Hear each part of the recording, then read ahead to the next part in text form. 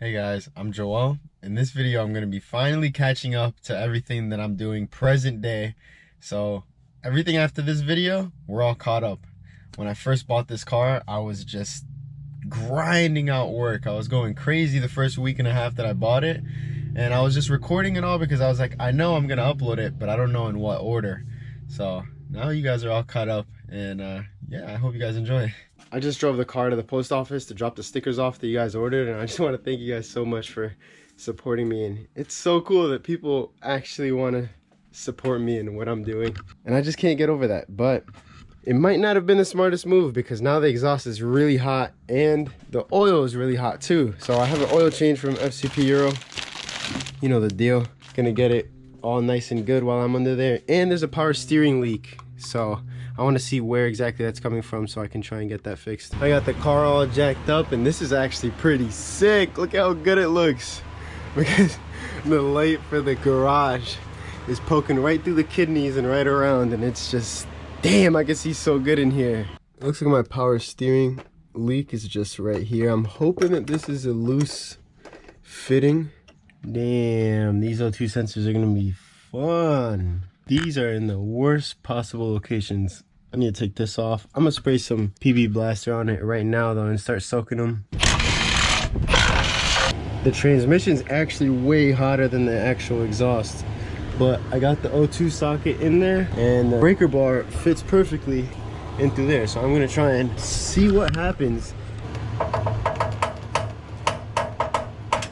Is that just stripping it? Why is it? It's a fucking size socket. Okay, so after hating my life and stripping both of the O2 sensors that are post-cat, I was like, whatever. I spent all day trying to get that out and I couldn't. I'm washed up. I don't know how to work on cars anymore. Whatever. That's besides the point though. I was thinking there has to be a way for me to just tune the ECU by myself and not have to pay for an ECU that's already post-cat O2 deleted. And I looked it up, I did a bunch of research, and that's what I'm gonna do now. The video I'm using for reference is gonna be linked in the description, and I'm gonna try and see if it works. I got Windows XP on my Mac right here in the virtual machine, and then I have all the software. If I run into any issues or whatever, I'll show you guys, but I'm gonna try and just do exactly what that video did, because if it worked for him, hopefully it'll work for me, you know? So since my codes are only for the post-cat O2 sensors, theoretically, if I delete those, I should be able to pass emissions, because my temporary registration expires in 2 days and I need to do emissions before that. So I just want to get this over with and done with. I want to get the car registered fully, and then I can weld the diff and then start the manuals, transmission swap, because I don't want to do that on a car that's not registered. Just did a quick oil change. Putting some of this in it. Damn, that was fucking horrible. The car is so high up. Hey! Oh my, yo, I'm a disaster. What the fuck was that? I tried just putting the whole tip into the thing and letting it fill up on its own. Again? Dude, I hate these fucking caps. That's what I was trying to do, but damn. Watching the video on the computer. All right, ground it. Yeah. Matt, when I say go, turn the stopwatch. All right. Go. On 6.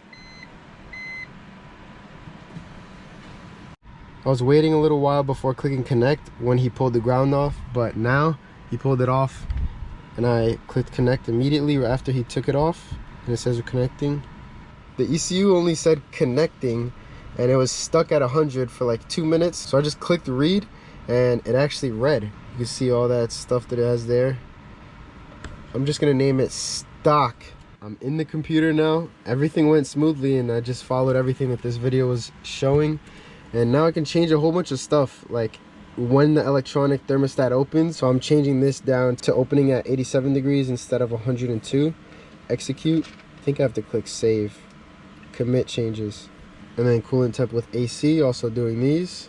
Save those changes. So for me to delete the secondary O2s, I'm now in the parameter tree, go down into config switches, and then forced OBD readiness, and right here EU2. Change this value from 0 to 1. Click save. So I saved the file now as 2cat, thermostat, and throttle, because those are the things I deleted. Now I'm opening back the Gelato. I'm going to select the car I have, the E46 2.5. Open file, 2cat, thermostat, throttle. I'm going to open that, and I'm going to write it, and hopefully everything works. Oh, the fucking key isn't connected. Here we go. Turn the key to position 2. Now I can try and... Okay. So I just closed the app, turned the key on, and came back, and now opened the file, selected the car, clicked right, and it's going, and the service engine light is off. So we'll see once this is done if it actually starts. Turn the key off for 10 seconds, I think it says. Okay, key off. 1 Mississippi. Switch ignition on. Okay, it's on. Okay. It says closing ECU. Okay, I don't know if that's the... Alright, I'm so nervous. I'm done on the computer. Please, I want to see no service engine soon light. It started. Oh, it's gone. Yeah, we're good. Yes, sir. And it's running. And it runs and it started. I didn't break my ECU. Oh my god, so I could just, I think I'm good with this. I could just disconnect it, disconnect that, and put the ECU back together because I took the casing off. Back over here, I could put this ECU, it's sitting here all sketchy on the rubber, back into the casing. It's back in its container. I could slide this in. Here we are. Everything is connected. And I'm gonna put the cover on and hope that the car still starts and everything is good. The cover's on. Everything is solid over here. I can close the hood and now hopefully we should be good. Look like the gorilla shaking on the door. Now in theory I could pull this car out and we should be good. It's gone. All right, I'm gonna rush and go do emissions before some stupid shit happens. The car's going in, please. That car actually looks kind of good rolling. It's long as hell, but let's hope it comes out past. So he told me that the... Fuck you laughing at, bitch? What the fuck was that pause? Cause I was trying to figure out what to say, how to say it, bitch. Basically, he told me that the readiness of the O2 sensors and all that stuff wasn't ready yet. And I have to drive 180 miles. Once I get the 200 miles, I'll do emissions again, pass, and we should be fully all set. And I can now weld the diff, so that's next.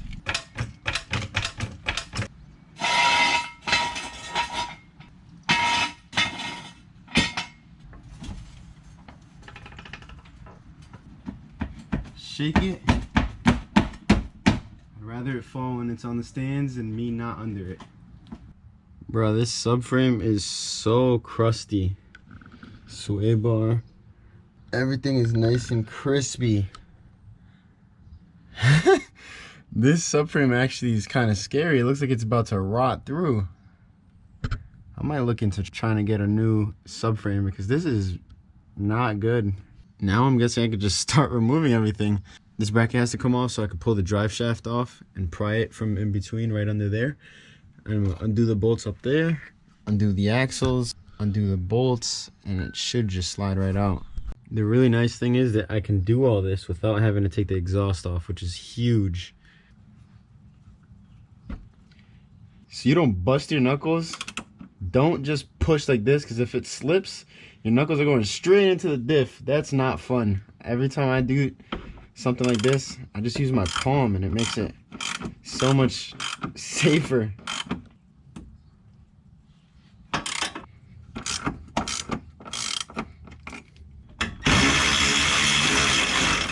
Bruh, that is so that is so OD how much shit fell down. I'm out here doing this dumb shit, putting a jack under the wheel and just kicking this off because I haven't taken a wheel off the traditional way in so long. I've always had my impact. Easy. Car stays on the jack stands. Now I can take a screwdriver, put it between the brake rotor, and hold the axles in place.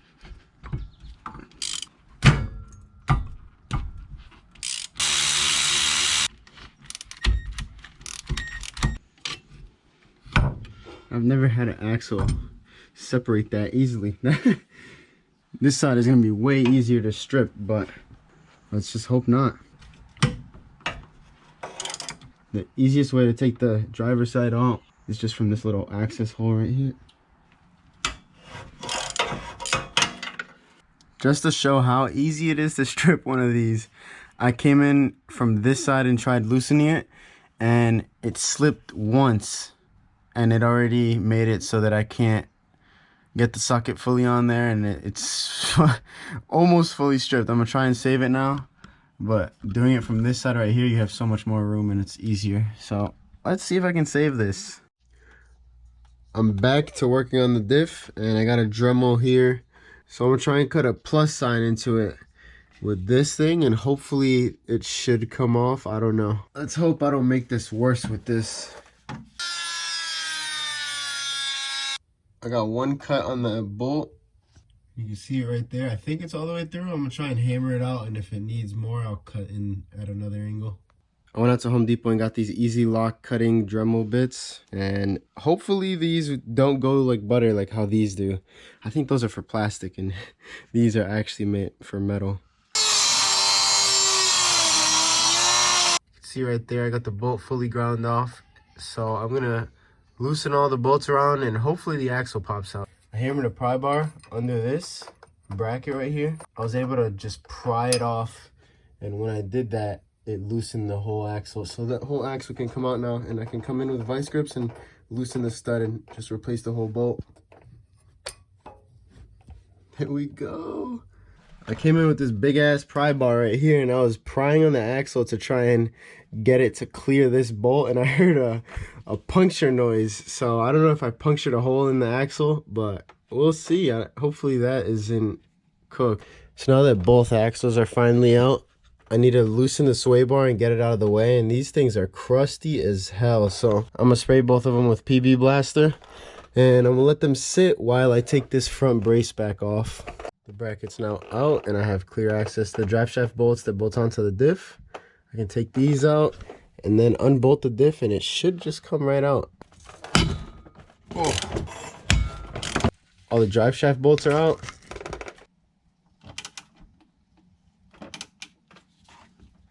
Alright, now I have to loosen and tighten it a bunch of different times so that the thread on the bolt doesn't just absolutely destroy itself because it's so rusty.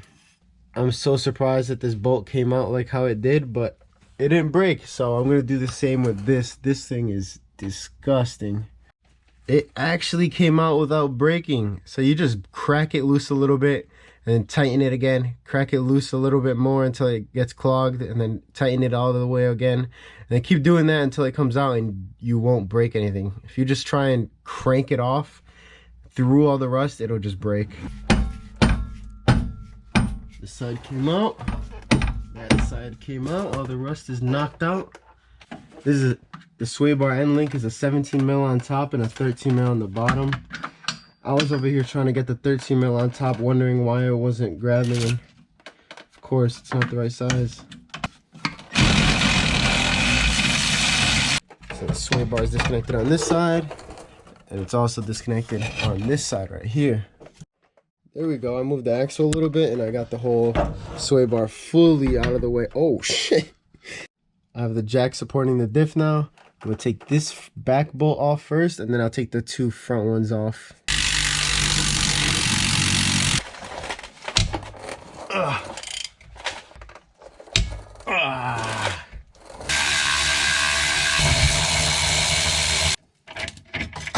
Alright, I think the diff should be ready to come out. Where's the speed sensor actually?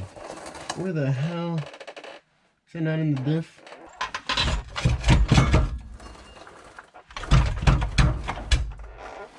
The diff wasn't coming out because the drive shaft over here was seized onto the actual diff, and I finally, with this huge pry bar, and at this angle I just put the pry bar right here and yanked it, and I had someone put it in neutral, turn it around to the other side, and kept doing it until it finally came out.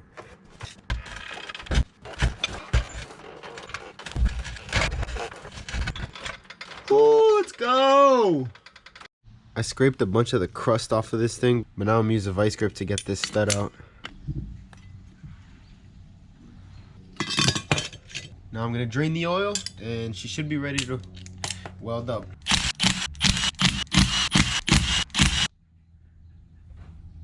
Ugh, stench.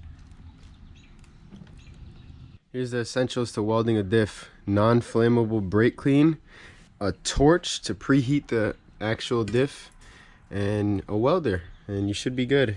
I like doing this because you get a really strong weld when it's already heated up. I'm here at my dad's shop. I'm gonna use this welder to MIG with gas. If you have a flux, the diff in the E30, I used just a flux core, but I made sure to preheat it before to get it really hot and a good penetration on the weld. Here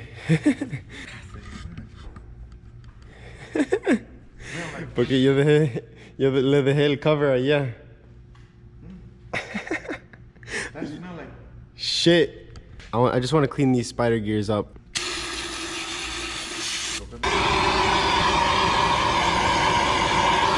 Just using the torch to dry everything out. One of the biggest things that I see people mess up with is that there's two bearings inside of this diff, one right there and one right there. And those two bearings hold this whole differential assembly upright basically, and it holds everything in place. If you ground it on the outside like this, or on the casing or anywhere, you're sending all that voltage through that bearing and it seizes. It's not good for the bearing. So I really don't recommend doing that. That's like one of the biggest things that people do that I find to not be so good with welding a diff. So I just ground it right on the actual ring, and that's how I do it, just so that I don't have any risks of destroying those two bearings. I tried a little tack back in the corner right there, and the machine is set pretty well because they're welding these railings over here, so it's pretty good. I'm gonna preheat this up very hot.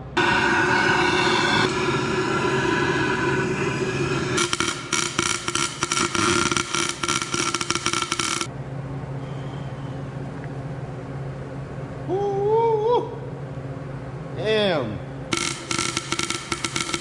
It's not that pretty, but it's solid and it'll do the job. It's always a little crusty right after you weld it, so just don't panic and twist it off because all the slag is all over the gears. So I'm gonna make sure to do this side as well. It had a little trouble getting through this nasty area. I'm gonna make sure to use a wire brush on that and clean it all up and make sure it spins freely before installing it. This is the second side. Got a little chunky on that side, but I've seen people actually weld the rings to the casing before, so I think it should be good. I'm trying to get all the slag out, so I'm rotating it upside down.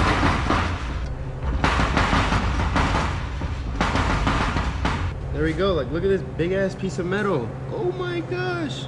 This huge piece of metal is in the diff, and all this is coming out from inside here. The diff is still 3 million degrees hot, and I want it to cool down slowly so that the welds remain very strong. If you cool them off too quickly, the welds will become brittle and they'll crack.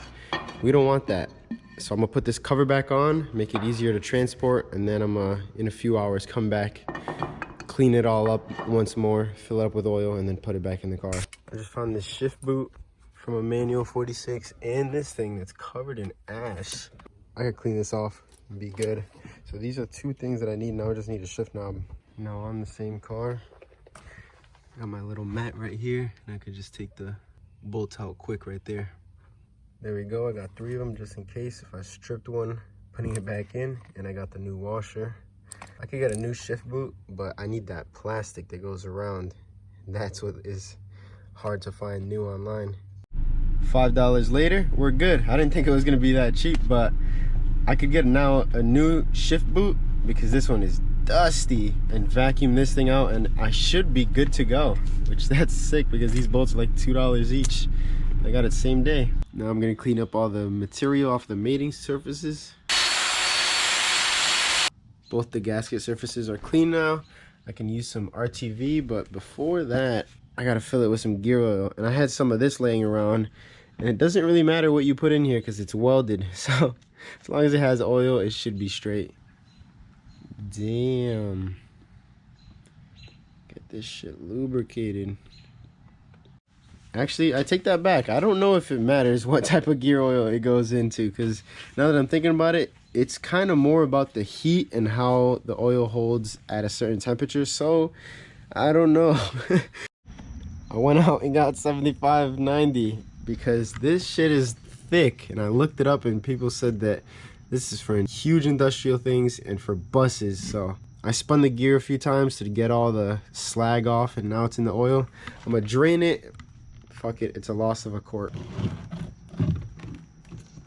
Look at how thick it is. I could hold this shit right here for days. There we go. That other shit was crazy. I'm gonna use 1.5 of these.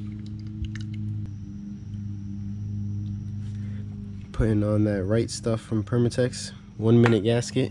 Tighten it before 5 minutes and you can instantly start using it. All done up. It's all tightened. Now I can migrate to the back of the garage. This garage is such a mess, y'all. I could just roll it in. Yep. Yep. That should be a pretty good angle to go in. These diff bushings don't look to be that bad in condition, so I could just leave these in until I take the subframe out in the winter. Alright, go up. Alright, go up. I'm gonna put this back bolt in first to kind of line the whole differential, and then I can jack it up until these holes line up. Alright, go up a tiny bit. A little more. A little more. A little more. There. Ha-ha. This is the diff bolt that goes into the back of the diff. I had the diff, I'm guessing it was a little bit too high, and it was all the way through. The nut was started and I thought that it was fine, but I hit it with the impact and it just completely destroyed something. I don't know what is messed up, but it just doesn't thread on now. And it just gets locked right there, right when it starts going on. I don't know what's happening, y'all. I used to strip a nut or strip a bolt once every like 6 months, and now I got my hand on this car and I'm absolutely destroying everything. I don't know. I stripped both the O2 sensors, this bolt, and the axle bolt. That's slow. Whatever. Fuck it. I would have just gone to the junkyard and gotten a new one of these, but you need to hold the diff up with a jack, so doing that in a pick and pull is kind of hard. So I got the M14 by 1.5 tap and die.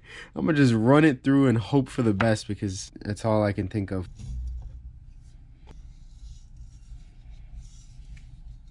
It was getting really stuck up, so I put some cutting oil on it, because this thing is destroyed.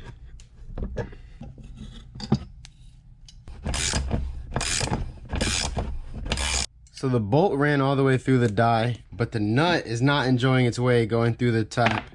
It's struggling really bad, so I might have to dead ass go to the pick and pull just for this nut. I guess now I could just test it and see. Oh, it's going. It's going.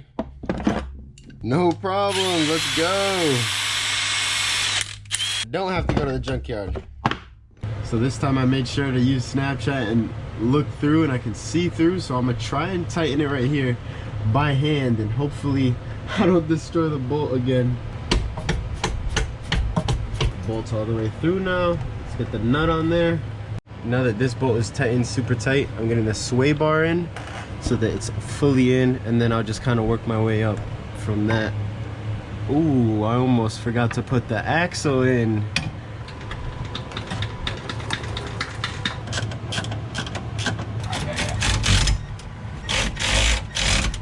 I'm actually gonna put the drive shaft in all the way before anything, because damn, this shit does not want to spin. The diff isn't spinning because it has a whole lot of resistance, so I'm gonna put the axles in and hopefully I could spin it from there. Oh, it spun. Let's go. We cracked it loose.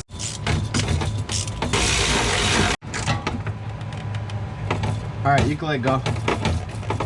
Whenever you have someone with you, they can just hold the brake with the welded diff and it spins.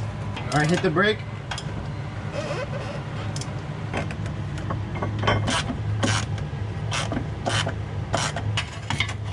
I got this brace in, the heat shield is in, both axles are tight, drive shaft is tight, sway bar is in and good, diff is fully bolted, diff has fluid, and I think that's everything. I'm gonna tell you guys right now, having all of you comment and helping me through this is so much more helpful than you guys actually know, because there's only so much research I could do at once, and I was just gonna bring the car to get its AC refilled and whatever, just call it a day. But shout out to you, Francisco, because he said, love all your videos, bro, keep it up. Your AC isn't gonna work if your outside temp sensor thinks it's -40 from a fellow E46 owner, which it does. It says that it's -40 outside, which that makes a lot of sense why the AC compressor only turns on for like 30 seconds and then it turns off again. And it blows really cold for those 30 seconds and then it turns off.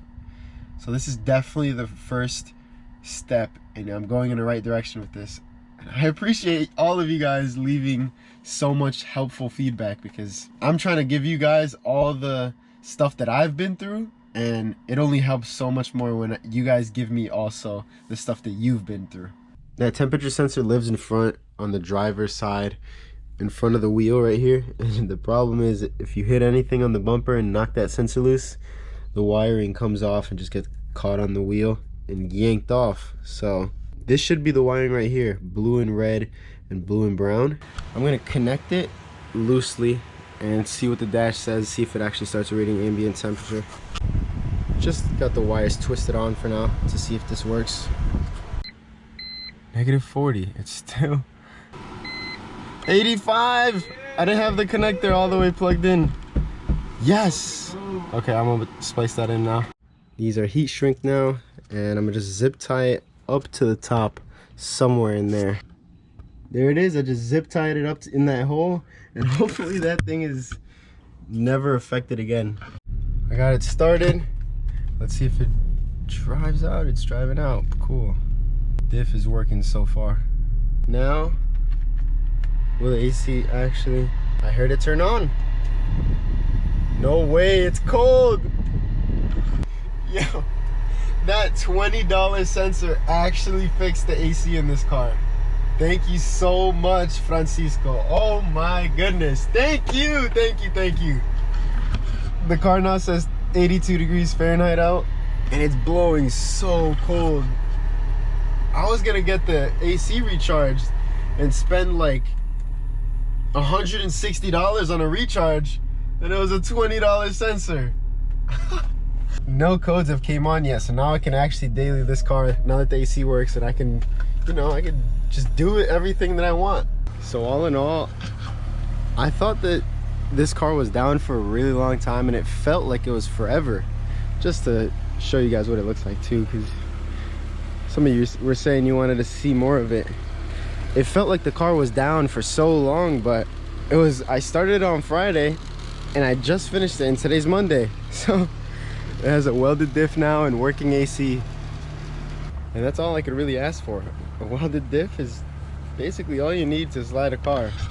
And just a quick little reminder to you guys, I very easily could have edited out all the parts where I said that I stripped both O2 sensors, I stripped the axle bolt, and I stripped the diff bolt. But I didn't, because I want to show that this is very real world experience. This is what happens when you work on a car. I want to show you guys on this channel everything that happens to me, because I want to show to the people what it's like to actually own a car. If I'm editing stuff out and not including stuff that happens to me, that's not real. That's just not what I want to do. I don't know, that's just fake. So I want to give people inspiration of, look, this is not easy. It happens to all of us. No matter how good you are, stuff is still going to happen to you. And that's just life. Life isn't perfect. So at the end of the day, you just got to stand back up. We're all going to fall, but you just have to stand back up. That's what makes you a good mechanic, being able just to work around through all your problems. I'm not saying I'm a good mechanic. I'm far from that. I am far from that. But you know, the mechanics that never give up, they are the ones that are really the experts and that are good. So if you enjoyed this video, make sure to leave a like, subscribe, and stay tuned for more. And yeah, we're going to be doing this real world build on YouTube. I hope you guys enjoyed.